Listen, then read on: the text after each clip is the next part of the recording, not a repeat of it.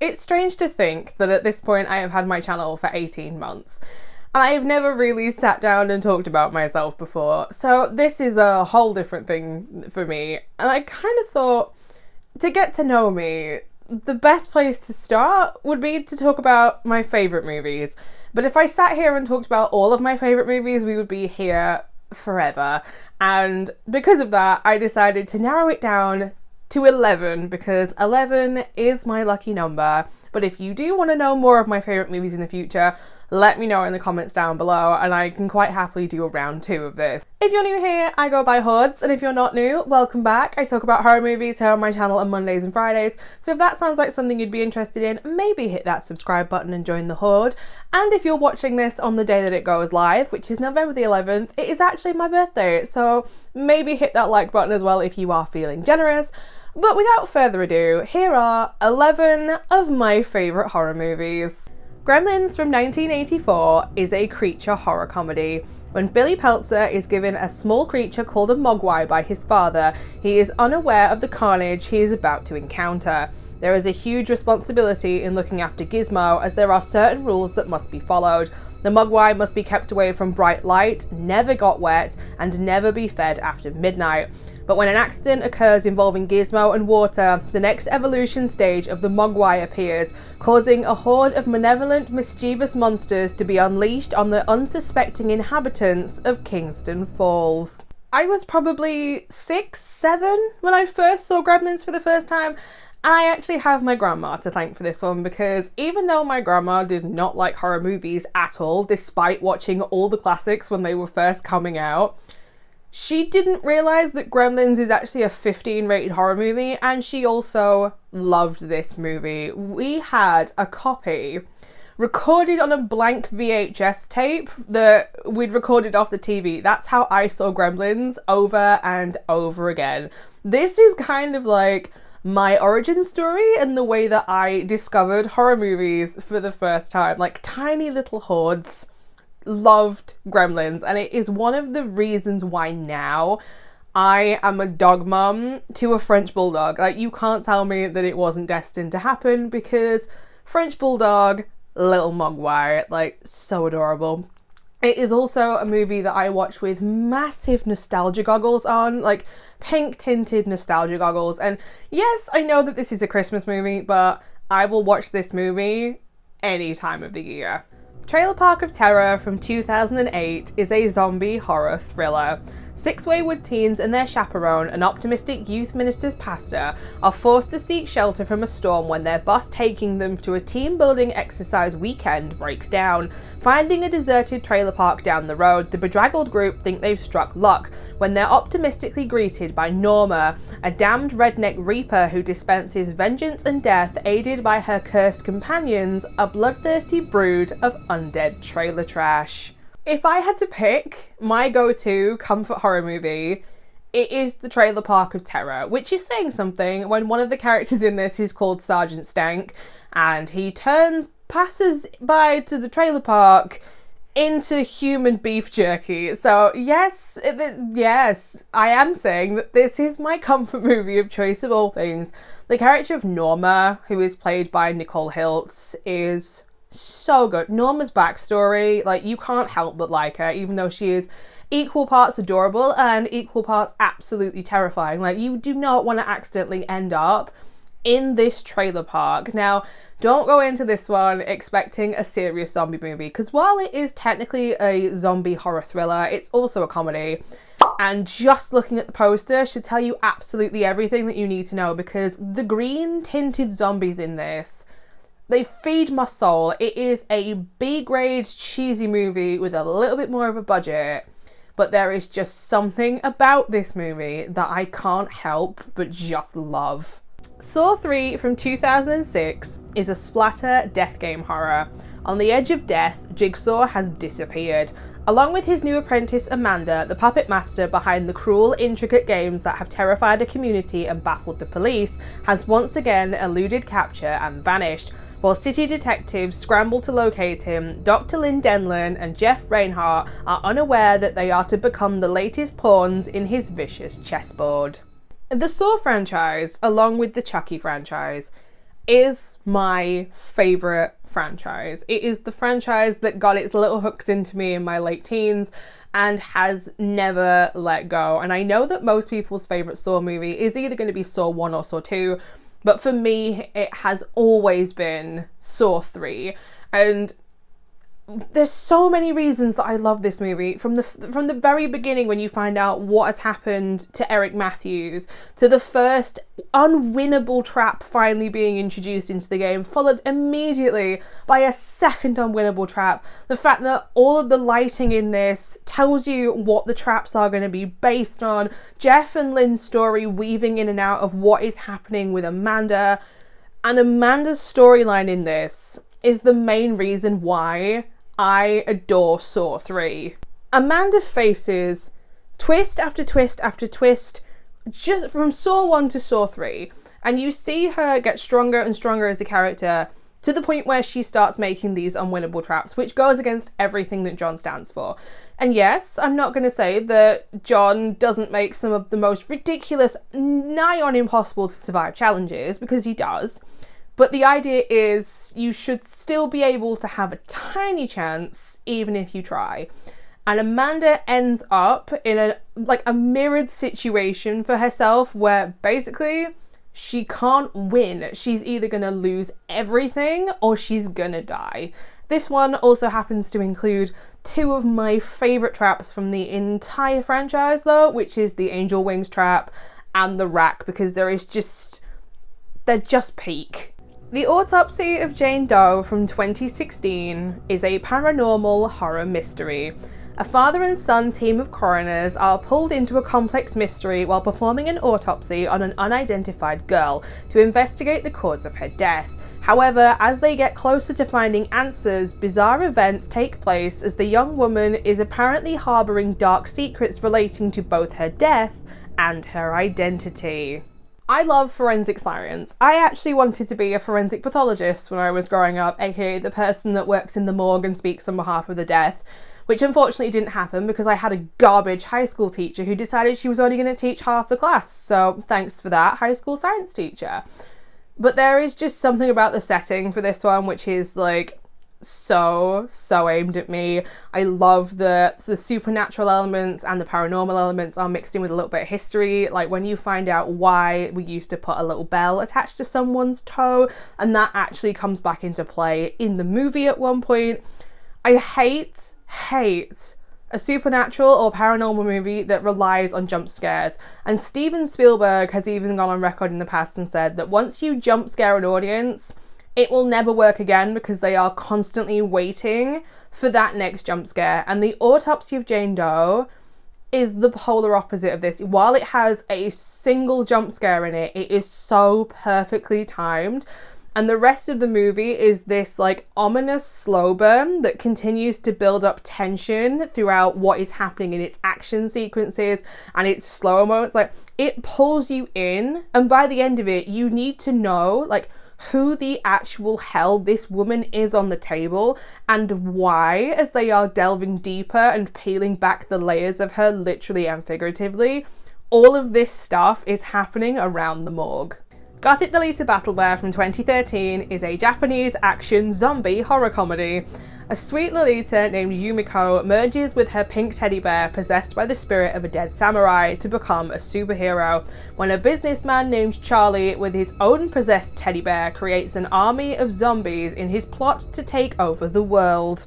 Oh, what a surprise, says absolutely nobody familiar with my channel. Yes. I am on a mission to get as many people to watch this movie as possible, because this movie is, it was aimed for me. The person that this movie was made for is literally me. I love Japanese movies. Besides death games, as we know, I love a death game movie. But there is something about off-the-wall Japanese horror comedies that nowhere else in the world comes close to, and that is Gothic: The Lita Battle Bear. It is the most insane off-the-wall horror comedy. At one point there are zombies dancing to heavy metal. There is this, like, Yumiko, who is our main character, is a adorable in every possible way. At one point she turns into a kaiju. Like, so much happens in this. It is just insanity dipped in bright pink, and some of the wildest things happen in this movie. And all I can say to you is, if you have seen this movie, laser booby nippers, like, what? Tokyo Gore Police from 2008 is a Japanese splatter action horror. Katana-wielding cop Ruka is part of a special paramilitary squad that maintains order in the tough streets of futuristic Tokyo by squashing violence with ultra-violence and merciless executions. Her latest mission is to hunt down a mad scientist known as the Key Man, who has developed a virus that mutates humans into hideous killing machines that can transform any injury into a weapon in and of itself. The case turns bloody personal though when Ruka discovers that Key Man may be linked to her father's death. Speaking of off-the-wall, insane Japanese movies, Tokyo Gore Police is also one of those. I love a gory movie. Like, if you're gonna give me blood, give me fire hydrant been opened levels of blood, and that is what this movie delivers on. But the main thing that makes Tokyo Gore Police so good is the body horror in this. And it is very similar to Silent Hill in the fact that the mutants in this are human, but not entirely human. And let's just say, if you've seen this movie, there is a certain scene in the BDSM bar with the chair lady, and the lady whose Lady Garden turns into a pair of alligator legs. I'm having to keep this YouTube friendly again, and I know some of you get a kick when you have to hear me turn this into YouTube friendly terms, but if you know what I mean, you know what I mean. But this movie is insane. Like, at one point, somebody gets their legs chopped off and they fly around the room using the blood spray as a rocket. Like, this is the levels of insanity that you're going to get from Tokyo Gore Police, and I love it. I love it so much. Like, somebody wields 2 chainsaws at one point in this. Like, what more do you want besides fire hydrants of blood, all kinds of levels of insanity, and potential trigger warnings for lots and lots of things, so maybe check that out first. Frankenhooker from 1990 is a horror comedy. When medical school dropout Jeffrey Franken loses his fiancée Elizabeth in a tragic lawnmower accident, he decides to bring her back to life. With only her head, Jeffrey decides to build her a new body using parts of New York's finest prostitutes and resurrecting her during a heavy lightning storm. Unfortunately for Jeffrey, his dear Elizabeth's brain is scrambled and she runs amok on 42nd Street, turning tricks and bringing high voltage death to her new customers. They say that grief makes you do some strange things, but I have never decided that I wanted to build myself a life-size Monster High doll while becoming a mass murderer with a very unique murder weapon. But Frankenhooker makes this sound kind of appealing, and if you've seen this movie, you'll know exactly why. Like, there are times where I just randomly think about the scene in the motel where the woman explodes and her leg rockets across the room. Like, the insanity in this movie is, like, it's so good, and I love it. Like, if you haven't seen Frankenhooker, do yourself a favour, because this is the movie that I probably quote the most, because when Elizabeth is brought back to life, and it is perfection how this is done, because she isn't fully vaulted, we'll say, she likes to quote the lines of all the previous women who she's made up of, and I have been known to go around my house randomly shouting the lines from this movie, because why the hell not? There is absolutely, though, a business opportunity here for Jeffrey Franken, Herbert West and Frankenfurter, because in just 7 days they could build you a partner regardless of what gender they are, as long as the weather conditions are correct. But fresh body parts will cost more than reanimated, though. Little Monsters from 2019 is a zombie horror comedy. Dave, a washed-up musician recovering from a bad breakup, takes up refuge as a chaperone for his nephew's kindergarten class trip to a farm in order to impress teacher Miss Caroline. What wasn't on the itinerary was obnoxious children's television host Teddy McGiggles and a zombie invasion after experiments at a nearby US military base go awry. Together, the trio must band together, don't freak out the kids, and fight their way to safety with their guts intact. I don't go by Hordes for nothing, and I have said this once and I will say it again. I love a zombie movie. And Little Monsters from 2019 is my favourite zombie movie. And it is a zombie movie that likes to poke fun at other zombie movies because, believe it or not, the class trip in Australia, yes, Australia, to a farm is right next to a US military base. And when the zombie apocalypse breaks out, the US actually poke fun at themselves by saying, what kind of zombies is it this time? Like, they are well aware that they have caused more than one historical zombie outbreak in cinema history. And I love this. But the main reason why this movie is so great is Lupita Nyong'o as Miss Caroline. Like, oh my god, she's the perfect school teacher for little kids, and she's the teacher that we would have all loved to have, but not all of us were fortunate enough to get. Did I know that I needed Taylor Swift on the ukulele? No. Did I know that I needed zombies who clap along with "If you're happy and you know it, clap your hands"? No. But after watching this movie, my life is now much better for it. That's all I can say, because tractors will never be the same after watching this movie, and if you've seen it, you will know why, because it is so wholesome. There is another reason though why Little Monsters is on this list, because my mum is not a fan of horror movies in the slightest. However, last year I introduced her to Killer Clowns from Outer Space, and since then she has now watched 5 different horror movies because of my recommendations. And Little Monsters also happens to now be my mum's favourite horror movie, which is an insane statement that I never thought I would say. Repo the Genetic Opera is a horror rock opera.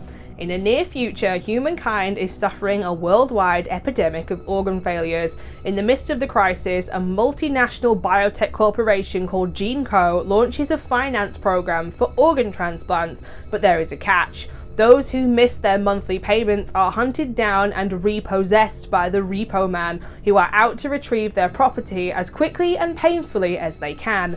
In a world where surgery addicts are hooked on painkillers and murder is sanctioned by law, a sheltered young girl searches for a cure for her own rare disease, as well as for information about her family's mysterious history. The second movie by Darren Lynn Bousman on this list, and I understand that not everybody is gonna like this movie, but for me, this is probably my most rewatched movie of all time, and I have no shame in saying that. Now, the thing about Repo is it's a musical, and a little known fact about me is I grew up watching musicals. Again, thank you, Grandma.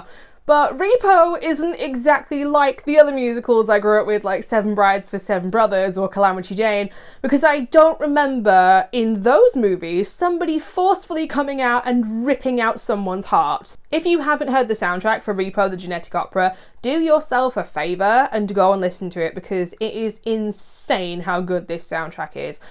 Things You See in a Graveyard, Zydrate Anatomy and Chase the Morning have always been my favourite songs in the soundtrack, but all of them are so good. And believe it or not, Sarah Brightman is in this, who was the original Christine in Phantom of the Opera. She plays Blind Mag, who also happens to be my favourite character in this. But the list of cast in this is insanity. Paul Savino's in this, Bill Moseley, Anthony Stewart Head, Alexa Vega, Paris Hilton. I can't tell you who plays the grave robber because he's currently up on allegations, but the rest of the cast, so good. Killer Clowns from 1988 is a horror comedy. When Mike and girlfriend Debbie turn up at the local police station warning of a gang of homicidal alien clowns in the town of Crescent Grove, the cops are naturally skeptical. Talk of popcorn firing guns and a spaceship shaped like a circus tent out in the woods hardly help to convince them.